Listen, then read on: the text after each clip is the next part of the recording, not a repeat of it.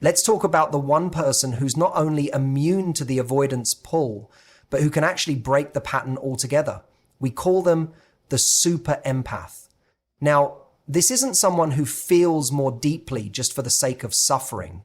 This is someone who's learned how to channel their sensitivity into strength, not sacrifice. Because here's the truth.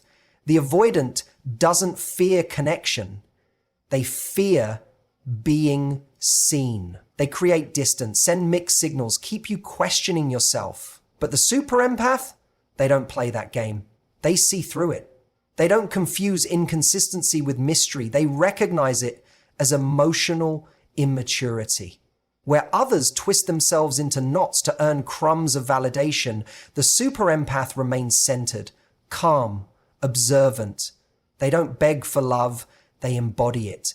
And that's where the avoidant starts to unravel, because nothing scares an avoidant more than someone who isn't waiting around to be chosen.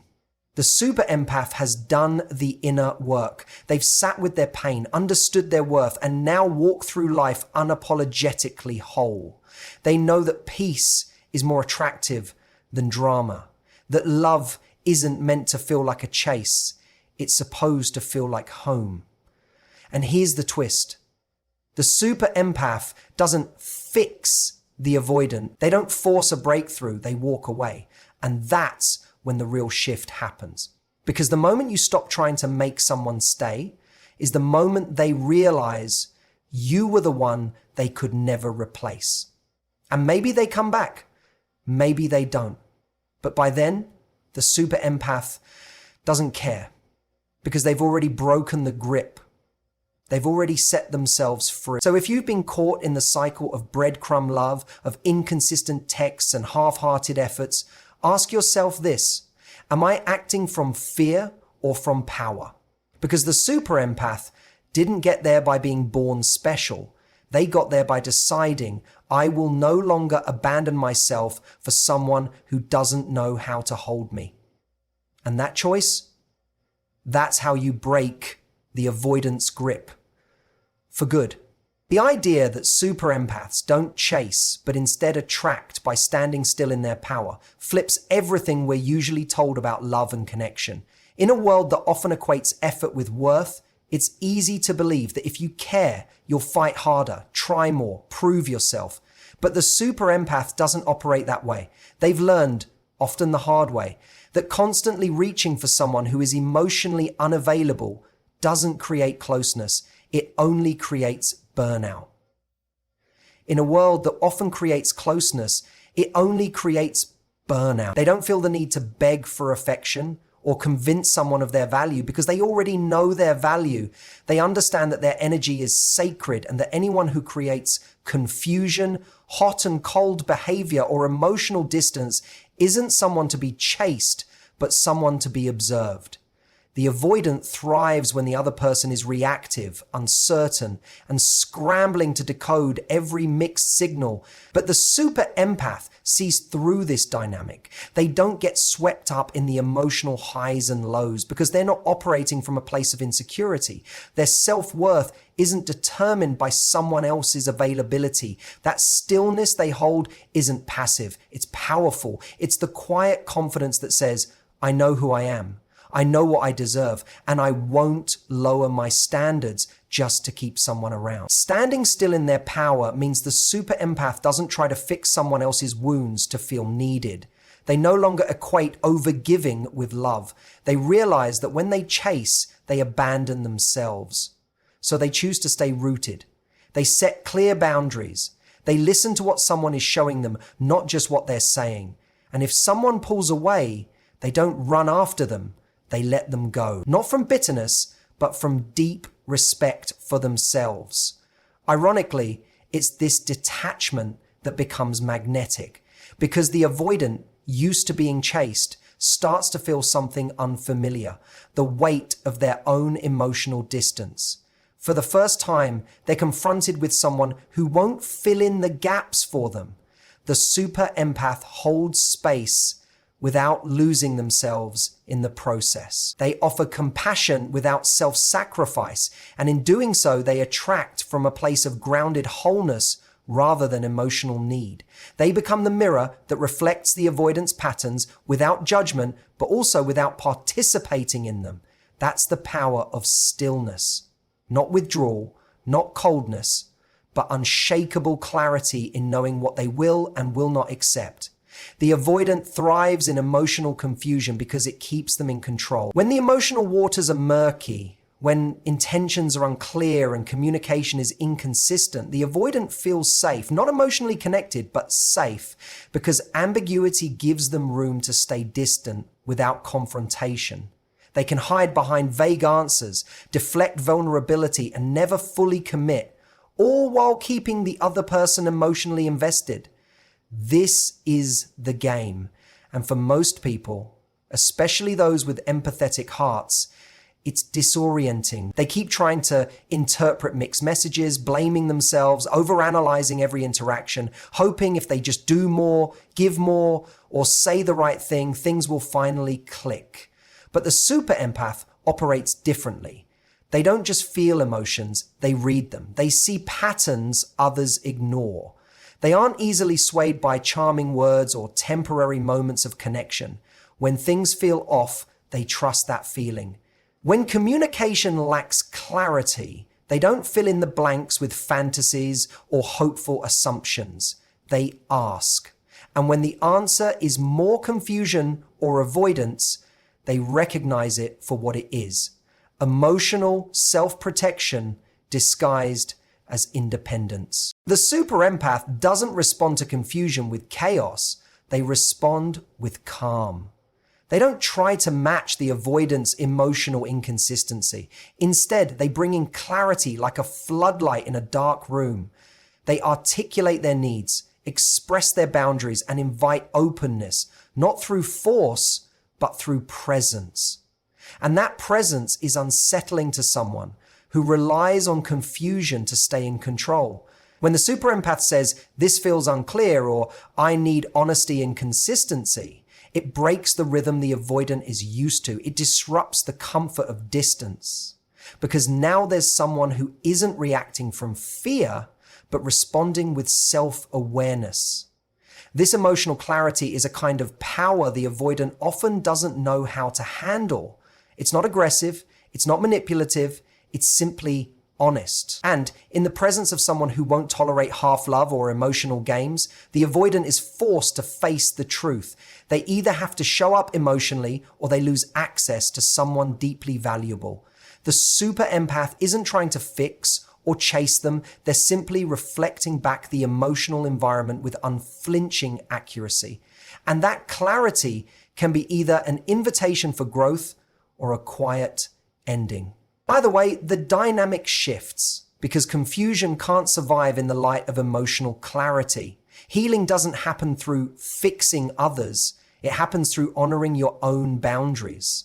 This truth can be hard to accept, especially for empaths, who often carry a deep desire to help others feel whole. There's a quiet belief that if they just love hard enough, stay patient long enough, or understand deeply enough, the other person will change. Especially with someone avoidant, the empath can easily fall into a loop of over-sumptioning, taking emotional responsibility for both people, constantly trying to create connection where there is resistance. But this isn't love. It's self-abandonment disguised as loyalty. The super empath learns, usually through pain, that trying to heal someone else as a way of proving their own worth never works. In fact, it drains them. Every time they put someone else's emotional wounds ahead of their own needs, they reinforce a damaging message that their love is only valuable when it's being poured into someone broken. And the avoidant, consciously or not, often feeds into this dynamic. They offer just enough vulnerability to keep the empath hooked, but they resist any real intimacy or accountability. This leaves the empath in a state of chronic hope and emotional depletion. What the super empath realizes over time is that true healing isn't about changing someone else. It's about choosing yourself. It's about recognizing that love without boundaries is not love. It's self-sacrifice. Healing begins when you stop trying to earn someone's affection and start protecting your own peace. It's in the moment you say, "This doesn't feel safe for me," and then act on it. Not with anger, not with a need for revenge, but with clarity. Honoring your boundaries doesn't mean shutting people out. It means letting people in only as far as they're able to meet you with respect and reciprocity. It means no longer accepting emotional crumbs while calling it a feast. It means being willing to let go of someone who can't meet you emotionally, not because you don't care, but because you care enough about yourself to stop bleeding for someone who won't even acknowledge the wound. This shift from fixer to protector is where the super empath's real power is born. They no longer wait for others to catch up emotionally. They lead themselves out of toxic patterns by drawing a clear line between compassion and codependency. They learn to offer love freely, but never at the cost of their own well-being. That's when healing becomes real. Not when someone else changes, but when the empath finally chooses themselves. You don't win the avoidant, you outgrow them. That truth stings at first, especially when your heart is still wrapped around the idea of being the exception. There's a deep craving that many empaths carry, the hope that if they can just be enough, love enough, or show up better than anyone ever has, the avoidant will finally stay, that they'll finally feel safe enough to open up, soften, and choose them fully. But the reality is, the more you try to win someone who fears intimacy, the more you lose yourself. The relationship becomes a competition you never agreed to enter, where the prize is emotional breadcrumbs and temporary closeness. The super empath eventually realizes that their value isn't measured by whether someone else chooses them. It's measured by whether they choose themselves in every interaction. Trying to win the avoidant means adapting to their fears, shrinking your needs, and waiting for their walls to come down. But outgrowing them means you no longer accept emotional withholding as a normal part of love. You stop making excuses for someone who shows up only when it's convenient. You recognize that real love doesn't require that you earn it through suffering. Outgrowing the avoidant doesn't come from anger or resentment. It comes from awareness.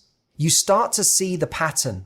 How they pull away when things get close, how they avoid hard conversations, how they say just enough to keep you hoping, but not enough to build anything real. And in that awareness, the spark starts to dim. Not because you no longer care, but because you finally see it clearly. It's not your job to fix someone's relationship with vulnerability. As the super empath grows, they begin to crave peace more than passion, clarity more than confusion. What once felt like intense chemistry now feels like emotional chaos. The back and forth starts to feel exhausting, not romantic. And slowly, without even trying to change the other person, they start to change the dynamic by stepping out of it. They stop engaging in the push-pull. They stop justifying the silence. They stop showing up for someone who won't meet them halfway. And that's the moment everything shifts. Because when you stop fighting for something that was never whole to begin with, you start to make space for something real. Outgrowing the avoidant means you no longer view emotional inconsistency as a challenge to conquer. It becomes a red flag to walk away from. Not out of pride, but out of growth. The greatest revenge is growing, and gracefully letting go. It's tempting to think that justice in love looks like someone realizing your worth too late, showing up at your door with apologies and begging for a second chance. That fantasy is easy to indulge in, especially after being hurt by someone who couldn't or wouldn't meet you emotionally. But the truth is, waiting for that moment only keeps you stuck. It keeps you tied to their pace, their growth, their awakening, and that's not healing, that's still hoping. Real empowerment comes when you stop needing closure from the person who broke you and instead give that closure to yourself. When someone avoidant loses someone grounded, emotionally available, and ready for depth, it can take time for them to even register the loss. They often don't chase immediately. They retreat, rationalize, and disconnect. But time has a way of catching up to everyone. Eventually, even the avoidant can feel the absence of what they once took for granted. But by then, if you've done your work, you're no longer the same person. You're no longer waiting. You're glowing. Glowing doesn't mean looking perfect or pretending you're unaffected. It means radiating from within because you've invested in yourself. You've taken the pain and turned it into wisdom. You've rebuilt your confidence, your peace, your joy without them. Growth happens in silence, in boundaries, in choosing yourself again and again, even on the days it's hard. It happens when you realize that their inability to love you properly had nothing to do with your worth. Gracefully letting go is the final act of self-respect. It's the quiet decision to release what hurts, even when it still tugs at your heart. It's not dramatic. It's not loud. It's a shift in energy. A soft, solid knowing that you deserve more. Letting go isn't giving up. It's choosing peace over potential. It's walking away not because you didn't care, but because you cared enough to stop betraying yourself. This kind of letting go doesn't need an audience. It doesn't seek revenge. Because the real revenge is becoming the version of yourself that no longer chases, no longer breaks at the same triggers, and no longer waits for love from someone incapable of giving it. The avoidant may notice, they may even come back, but by then, you're not waiting to be chosen. You've already chosen yourself, and that glow says everything. So, if you've ever felt like your heart was too soft for this world, if you've ever stayed too long hoping someone would finally choose you, if you poured your soul into a connection that only gave you half of what you deserved, know this: you were never too much.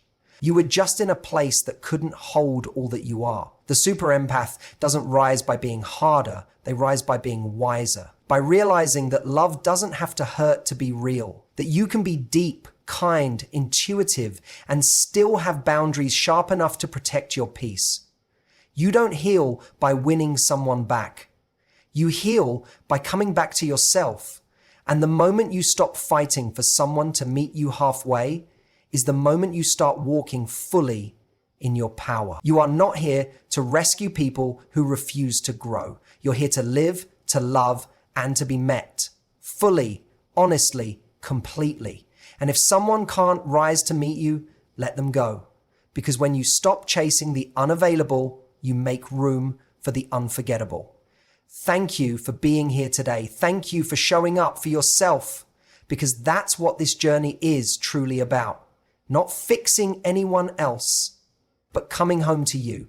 Take this truth with you. You were never hard to love, just too rare to be understood by the wrong person. Stay grounded, stay open, and never forget, your empathy isn't your weakness, it's your superpower. Thank you, and take care.